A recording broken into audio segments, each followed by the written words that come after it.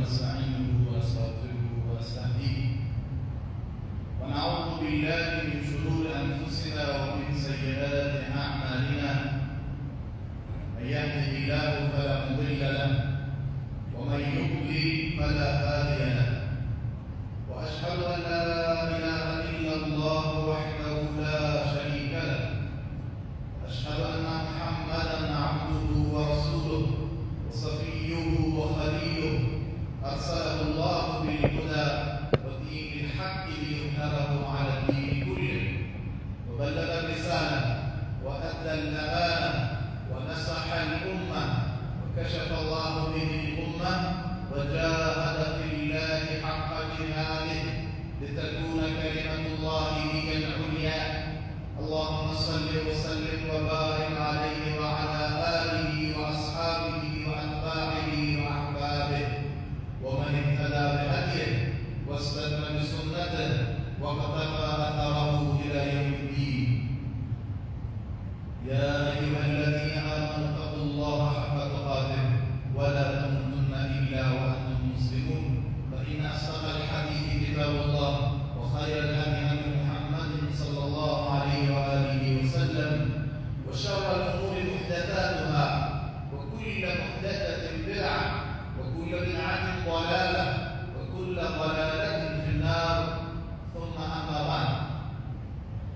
السلام ادب و احترام مجدد دارم خدمت ایمانی که شما نمازگزاران محترم و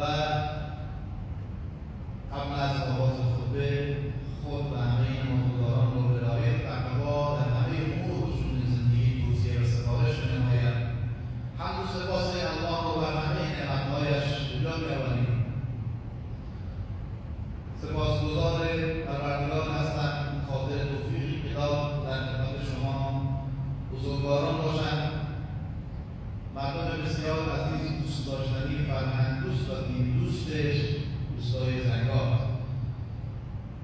و این توفیقی از جانب الله بود که شامل حال بنده شد و زودتر از این توفیق پیدا نکردیم که در خدمت شما باشیم.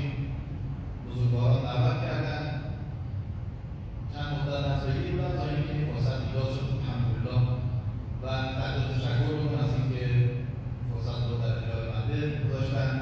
مؤمنین محترم شیخ رشاد و فرزندشون که دعوت کردن و گفتن.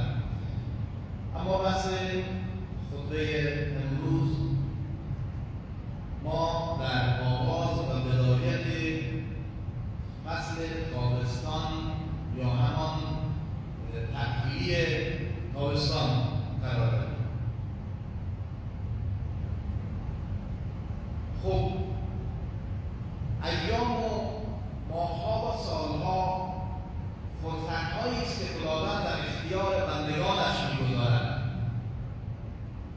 وقت و عمری که خداوند هر روزه به حساب باقی عمر بندگانش واریز می‌کند نعمتی است بسیار با ارزش که با هیچ نعمت دیگر قابل قیاس نیست و انسان‌ها نسبت به این نعمت بی‌خیال‌تر از بقیه نعمت‌ها هستند، بی‌اهمیت‌تر هستند نسبت به دیگر نعمت‌های پروردگار که زیاد هست. و ما بکن من نعمت فمن الله، هر چی که نعمت دارد از جانب الله است. و این تعدوا نعمت الله لا تحصوها، اگر بخواید نعمت‌های الله رو بر بشمارید هرگز شما نمی‌تونید اون قدر یا مثلا که نمیشه بر شمرد. به خاطر سعدی علیه الرحمن می‌فرماید منت خدای را عز و جل که طاعتش موجب قربت است و به شکرندنش مزید نعمت. هر نفسی که فرو می‌رود ممد حیات است و چون برایت مفرح ذات. پس در هر نفسی دو نعمت موجود است و بر هر نعمتی شکری واجب. از دست و زبان که برآید از عهده شکرش به در آید. بنده همان یک که ز تقصیر خویش عذر به درگاه خدا یابد ورنه سزاوار خداوندیش کس نداند که به نام آورد. أسبغ عليه نعمه ظاهرة ظاهری و باطنی همه مادی و معنوی. سعدی میگه در هر نفس کشیدن، در هر عمل درک و بازدن یه نفس بخواهی بشید، دو تا نعمت موجود هست و بر هر نعمتی هم شکری واجب. پیرمردی در بیمارستان بستری بود، بعد از 2 هفته که اکسیژن روش رفت بود، بعد از 2 هفته خواستن تشخیصش کنن صورت حساب بیمارستان براش آوردن، گریه کرد. گفتن چی شده؟ قالب پرداخت نیستی یکی میگونی؟ گفت نه من پولدارم، ثروتمندم، این پرداختی برام چیزی نیست، پس چرا گریه میکنی؟ گفت گریه من به خاطر این هست 70 سال از پروردگارم عمر گرفتم، 70 سال از اکسیژن رایگان پروردگار خود استفاده کردم، هیچ وقت برای من صورت حساب نفرستاد. من 2 هفته این از اکسیژن مصنوعی استفاده کردم برای صورت حساب آوردم. من بیرام میگونه اصلا چون گریه من به خاطر این هست که نتوانستم شکرگزار نعمت‌های پروردگارم باشم. پس نعمت‌های الله خیلی زیاده. یکی از اون نعمت سلامتی و تندرستی، نعمت دین اسلام هست، نعمت قرآن و هدایت هست و نعمت عمر و وقت. ما انسان‌ها تمام تلاشمون می‌کنیم اگر مریض بشیم سریع دکتر تمام اون پول‌ها و پس‌اندازهایی که داریم هزینه می‌کنیم برای اینکه درمان بشیم، بچه‌مون درمان بشه، خودمون درمان بشیم که علاج بشیم، شفا پیدا بکنیم، نمیریم بیشتر زنده باشیم. پول‌ها هزینه میشن که انسان 2 روز دیگه 2 سال دیگه بیشتر زنده باشه. همین خداوند بدون منت داره هر روز به حساب بانکی عمرمون واریز میکنه، عمر به ما داره مهلت بیشتر به ما میده. این خیلی مهمه که این نعمت عمر و این وقتی که هر روز داره به ما داده میشه چطور استفاده بکنیم، چطور بهره ببریم. میگن وقت خلاص اشتباه از دید صرفاً مادی و مادیگراها شاید وقت خلاص باشه، اما وقت خلاص نیست. علمای بزرگ و گرانتر اسلام وقت رو طلا نمیدونن، بلکه میگن انما الوقت هو الحیاة. وقت طلاه؟ نه، وقت عمر انسان تا زندگی انسان که براش حاضر همین چیزشو بده، اما پولش و مالش و همین چیزشو بده، اما عمرش جونش حفظ بشه، از مرگ را پیدا بکنه. عمر انسان وقت لحظه میذاره، عمر انسانه و این عمر است که از لحظه های آن روز قیامت انسان مورد بازخواست قرار میگیرد. لن تزول قدم عبد یوم القیامة حتی یسأل عن 4: عن عمره فيما أفناه، وعن شبابه فيما أبلاه، وعن علمه ماذا أنفقه، وعن ماله من أين اكتسبه وفيما أنفقه. از عمر انسان روز قیامت قدم از قدم برنمی‌دارند مگر اینکه از 4 چیز مورد بازخواست قرار میگیره. خیلی هستن. یکی از عمرش هست که چگونه صرف کرده، یکی از جوانیش هست که در چراغی به سر برده. مگر جوانی جز عمر نیست؟ بله، از عمر به صورت کلی، از جوانی به صورت خاص، ذکر خاص بعد از عمر است برای تأکید دوره جوانی که دوره حساس عمر انسان، دوره شکوفایی استعدادها و اوج توانمندی‌ها و نیروهای هر فردی هست و از علمش که در چراغی چقدر زکات علمش داده، چقدر آموزش داده، چقدر تعلیم داده و از مالش که از چراغی به دست آورده در چراغی خرج کرده، مورد بازخواست داره. اما مورد نظر همین عمر و وقت انسان است.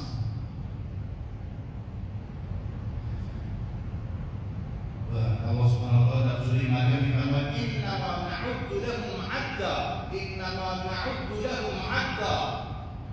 و ابن عباس رضی الله عنه مفسر حبر عمر می‌فرماید انما نعد لهم عدا ای نعد انفاسهم کما نعد سنیهم. ما برای انسان‌ها برمی‌شماریم عمرشون رو. ابن عباس می‌فرماید یعنی نفس‌های اونها، نفس کشیدنشون رو می‌شماریم، همونطور که سال‌های عمرشون رو می‌شماریم. یعنی ما فقط سال‌های عمرمون از لحظات قابلشون برای شمارش نیست، شمارش نمیشه فقط، بلکه نفس تعداد نفس‌های عمر مشخصه، یکی کمتر نمیشه، یکی بیشتر نمیشه. و امام حسن بصری رحمه الله در توضیح فرمایش ابن عباس می‌فرماید که انما نعد لهم عدا، یعنی نفس‌ها قابل شمارش مثل دماغ به آن روزی که نفس‌ها محبوس می‌شود در سینه و روح خارج می‌شود. شود و انسان وارد قبر شود و نفس پایانی است. و حساب و کتاب از همه چیز در دنیا با شمارش هست، از همه مشخص شد. حالا این الان اول تابستان هست، اول تعطیلات تابستانی و اوقات فراغت که بسیاری از اقشار جامعه، فرهنگیان، معلمین، دانشجویان، دانش آموزان، اساتید دانشگاه حداقل این فراغت شامل آنها میشوند. فرزندان مخصوصا این فراغت رو پیدا میکنند. فراغت چیه؟ باز وقت و عمر انسان هست. نعمتان مقبول فیهما کثیر من الناس الصحة والفراغ. دو نعمت هست که مردمان در قبال اون دو نعمت دچار خسران میشن، غبن و ضرر به اونها دست، خسارت به اونها دست میده. یکی صحت و سلامتی و تندرستی هست و دیگری فراغت. از صحتشون و سلامتیشون به نحو احسن استفاده نمیکنن، چرا که قدر عافیت کسی داند که به مصیبتی گرفتار آید. انسان وقتی مریض شد، بیمار شد، ناتوان شد، نماز خوندنش برای جلوی صندلی افتاد، حالا میفهمه که اون نمازی که با سجده بوده، با پیشانی بر زمین گذاشتن چه لذتی داشته و نماز خوندن روی صندلی چه لذتی داره. قابل مقایسه نیست، ولی چه کند که مجبور است، ناتوان است. این که میگن قدر عافیت کسی دارند که به مصیبتی گرفتار آید در جوانی به لحظه العلم مسئوله دوران پیری که حالا همه چیز فهمید میخواد رو باید کنه، حالا که دانستن ندانستن، اون وقت که توانستن ندانستن، حالا که دانستن دیگه ندانستن. چه باید؟ این افسوس ها، این حسرت ها فایده نداره. یا حسرت الله علی ما فرطنا فی جنب الله، روز قیامت حسرت میخورن در اون تفریط و کوتاهی که در حق الله و حق بندگان انجام دادن. اغتنم خمسا قبل خمس. پنج چیز را قبل از رسول الله صلی الله علیه و سلم می‌فرماید، پنج چیز را قبل از فرارسیدن پنج چیز دیگر غنیمت بشمارید. شبابک قبل حرمک، صحتک قبل سقمک، فراغک قبل شغلک، غناک قبل فقرک، حیاتک قبل موتک. پنج چیز را قبل از فرارسیدن پنج چیز دیگر غنیمت بشمارید. جوانی قبل از پیری، صحت و سلامتی قبل از که مریضی بیاد، ثروت و دارایی قبل از اینکه فقر بیاد، فراغت قبل از اینکه مشغله‌هات را احاطه بکنند و حیات و زندگی و عمر قبل از اینکه من فرا برسد و غنیمت بشماریم. ای که دستت میرسد کاری بکن، بیش از آن که از تو نیاید هیچگاه. در مورد فراغت الله سبحانه و تعالی خطاب به رسولش صلی الله علیه و سلم می‌فرماید در سوره انشراح: فاذا فرغت فانصب و الی ربک فارغب.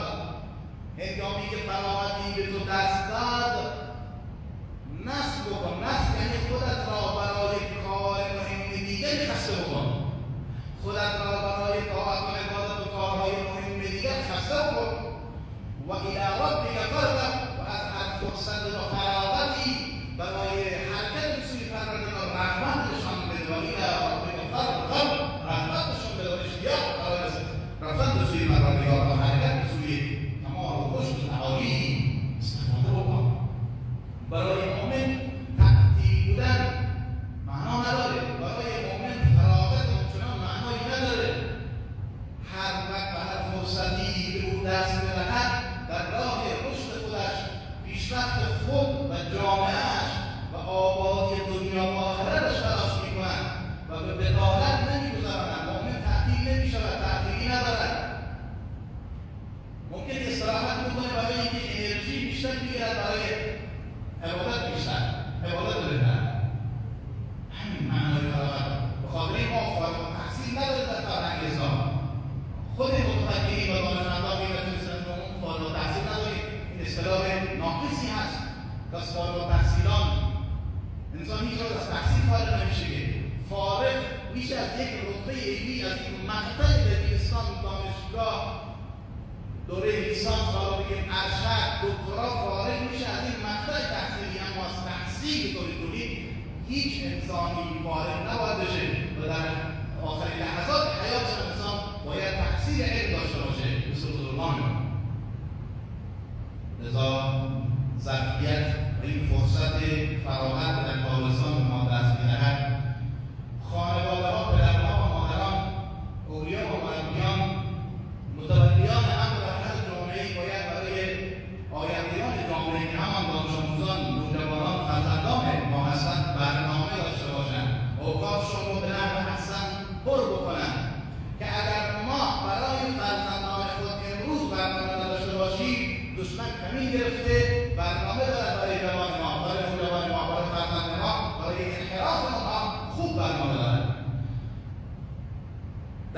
50 سال قبل اینقدر فرایند تربیت پیچیده نبوده. تربیت فرزندان خیلی ساده تر بوده. بچه رو میفرستادن مکتب، خودش هم میدونسته بچه یاد داره، همه یاد داریم، خودش میدونسته مکتب باید بره، تموم شده، مکتب باید بره، تموم شد. خانواده هم میدونسته یک رسم ده همه هم میبردن، کتک هم میخورده، فلکچوبش هم میکردن، بازم میرفت. اما الان دیگه دوره گذرن، دوره فلکچوب کردن و کتک زدن و تندی و فلان گذرن. این دیگه جواب نمیده. ما باید تمام امور زندگیمون به روز باشه. نمیتونیم با سیستم تربیتی که 50 سال زندگی بکنیم و بچه رو تربیت بکنیم مثل دیگر کارها. مگر ما الان تو کبر زندگی میکنیم، مگر ما الان بدون کلر میتونیم زندگی کنیم، بدون برق میتونیم، بدون تلفن موبایل و همراه میتونیم زندگی کنیم؟ نمیتونیم. همیشه تغییر کرده، سیستم تربیتی هم تغییر کرده، پیچیده شده. نیاز به علم و آگاهی داریم. ما خودمون رو بروز بکنیم، علم و مهارت نیاز داریم. الان تجار ما به این نتیجه رسیدن برای کسب و کار موفق باید دوره‌های MBA می‌گذرونن، دوره‌های مدیریت کسب و کار می‌گذرونن، وگرنه موفق نمیشن. در شهرهای بزرگ به این نتیجه رسیدن. همه خیاطی، آشپزی، فلان کلاس دارن، میرن کلاس ندارن، اما برای تعلیم فرزند کلاس نمیرن. برای این خیلی مهم‌تره. حداقل هر خانواده‌ای با 100 ساعت کلاس داره یا 10 تا کلاس تربیتی می‌کنه تا بتونه فرزندش تربیت بکنه.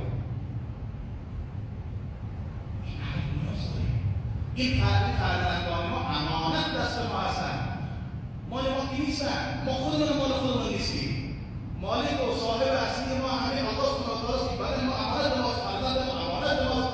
نکنه خیانت کنیم برای امانت خداوندی. این بچه به دنیا آورد امانت خداست که ما داده، نعمته، امانته. اینا روز قیامت از ما شکایت میکنن از کوتاهی نکنه ما. همین فرزند شکایت میکنه، اینجوری در دادگاه حکم حاکمی بیرون پروردگار نیسته. خدا تو که ظالم نیستی، تو عادل هستی، تو که ارحم الراحمینی.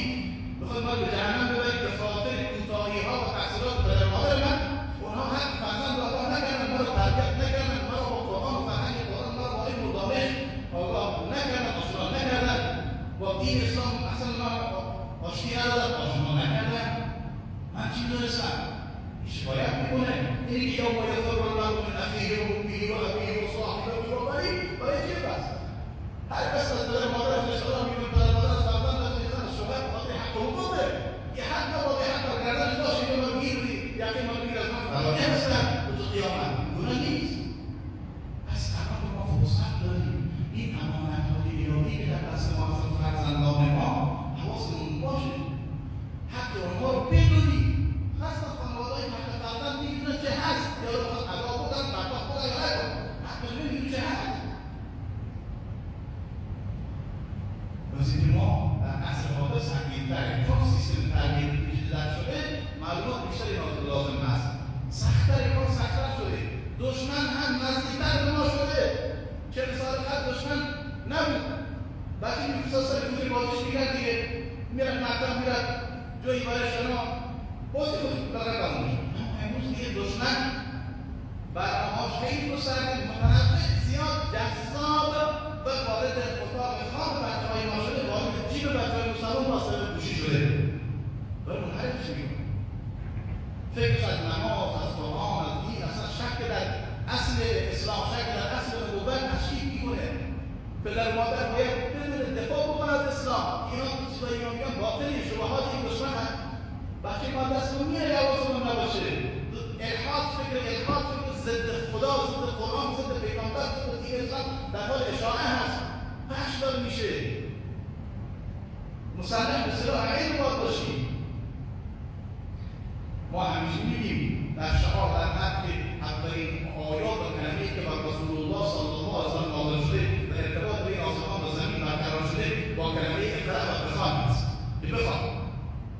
و اسلام اهمیت داده به علم و اندیشیدن و تفکر و مطالعه کردن و اما در عمل چقدر با این شعار، چقدر با این قاعده و دستور فاصله داریم.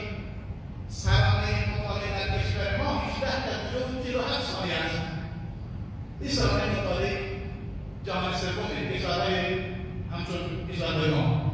سرانه مطالعه در کشورهای پیشرفته پیشرفت صنعتی و اروپایی کل هست و حتی کشور ژاپن که کشور آسیایی هست سرانه مطالعهشون چقدر هست. چرا ما عقب افتادیم؟ از خودمون هست، از عمل نکردن به دستورات دینمون هست. جامعه اگر میخواد به فرزانگی و سعادت برسد باید مطالعه کار روزانه‌اش باشد، یک عادت باشه، مطالعه کار روزانه‌اش باشه. ستون تمدن هر ملتی کتاب و مطبوعات رو مطالعه کردنه. ستون تمدن، ستون اصلی، پایه‌ی اصلی هر تمدن پیشرفتیه. و الحمدلله روستای زنگبار ما فرهنگیان زیادی داریم، ما در مقاطع دکترا داریم، اساتید دانشگاه و جز هیئت علمی دانشگاه روزگار داریم. در محصول محل ما دانشگاه شهر بندرعباس هستن، جهاد مسئول هستن، در پزشک داریم از این شهر و این مبارک است، خیلی بسیار زیبا هست. و بستر، خود بستر پاسیان در هرمزگان فرمانزد از خود بندری ها اینو میگن همیشه که در بستر پاسیان پیشرو هستن در مسائل آموزشی و علمی، قطب فرهنگی و علمی استان هستن. اما نباید توی این حالت بمونیم، نباید توقف بکنیم، همیشه رو به جلو حرکت بکنیم.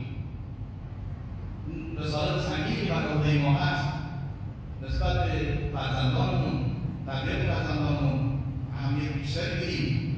خانواده‌ها مسئولن. از الان دام‌های شکار خیلی زیاده، بسیار زیاده، از کانال‌های مخرب ماهواره‌ای تا شبکه‌های اجتماعی در موبایل و اینترنت و کورس‌های روان‌درمان که در دسترس هست و خیلی موارد و موضوعات دیگری که برای جوان همین گرفتار منحرف شدن. برنامه‌ریزی می‌کنه برای اوقات فراغت جوانان. یکی از آن برنامه‌ریزی‌های خیلی مهم که امور قرآنی شورای عالی مدارس ارزشمند جنوب برنامه داره برای ما و غیر از مدرسه دیگه و غیر از کلاس‌های دیگر، همین مکتب‌خانه‌ها و کلاس‌های قرآنی هست، هم در زمستان هم در تابستان برگزار میشه. قبلا فقط مخصوص تابستان بود، یک خلاقیت به خرج داده شد که اصلا این مکتب‌خانه نبود مخصوص تابستان، زمستان و تابستان بود، ولی الان خصوص تابستان یه رقم بیشتری هست. یعنی زمینه پیشرفت و بالاخره تربیت فراهم هست با برگزاری کلاس‌ها. ما خانواده‌ها مسئولیم که حمایت بکنیم از این برنامه‌های قرآنی با فرستادن فرزندانمون و تشویق کردن آنها و دیگر حمایت‌ها، هم با حضور، هم با حمایت‌های مالی، هم با حمایت‌های فکری از این مجموعه حمایت بکنیم، باز رونق بشیم. خدمت به قرآن کردیم، خدمتی هم نیست. هر کسی به کلاس‌های قرآنی و مکاتب خدمت می‌کند از هم طریقی می‌تونه. خدمتی به قرآن کرده، پرونده آخرت خودش رو قربان کرده. زندگی صحنه یکتای هنرمندی ماست. هر کسی نغمه خود خواهد و از صحنه رود. صحنه پیوسته به جاست.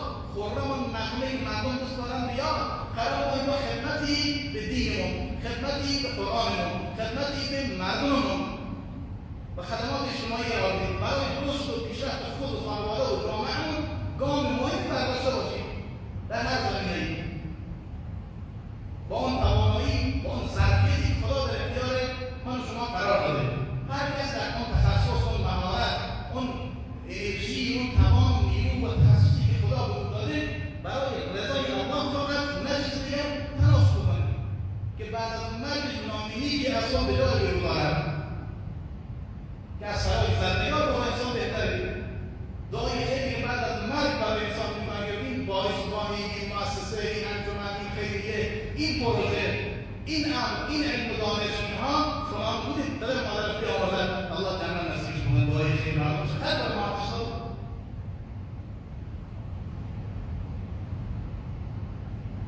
احب الناس الى الله انفعهم للناس. میخوای محبوب‌ترین انسان ها نزد الله بشی. محبوب‌ترین دوست داشته‌ترین انسان ها نزد الله انفعهم للناس هست.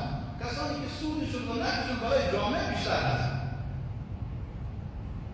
ما چیکار دنبال این باشیم که چیکار کنیم که به جامعه و مردم سود برسونیم. حالا مردم میدونم که این صورت دارم من بود یا ندارم من برای روزه الله خلاص من کش برده کار میکنم این برده راحت بعضی هستن واقعا میدونن آروم و خبر ندارن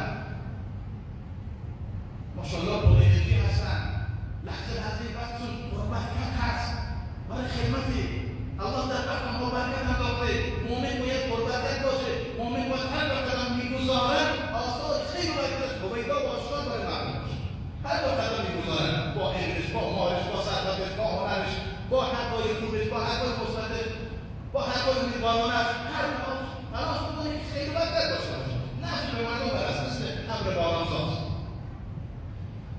امیدوارم که الله سبحانه و تعالی همه ما توفیق بده بتوانیم در راستای قرآن خدمت قرار بدهیم به جامعه‌مون خدمت قرار بدهیم مفید واقع بشیم و هیچ وقتمون لحظه از وقتمون بیهودی رو به طالب نگذره اوقات فراوانمون به نفع احسن بار خودمون فرزندانمون برنامه‌ریزی بکنیم که رشد کنن فرزندانمون حالا چه کلاس‌های قرآن باشد چه دوره‌های دیگر باشد در هر زمینه ما نیاز به رشد داریم اگر ورزش هست اگر فوتبال هست اگر کارهای فرهنگی هست کارهای علمی هست بپردازید فکر بزنید چه کاری مناسب هست برای تشویق مردم به دانشگاه برای اینکه کنکور بیشتر قبول بشن حق داشته باشیم نمایش برگزار بکنیم امسال ما از روستای زنگار یا از کل منطقه گاوی هستن چقدر قبولی برای دانشگاه ملی مثلا داریم اونها رو مثلا سکته بدیم لیستشون بگیریم به انجمن‌ها به خیریه بده برای حمایت اگر لپتاپ لازم دارن چیزهای دیگه لازم دارن با خیال راحت پخش درس بخونن نیاز داریم بارک الله فیک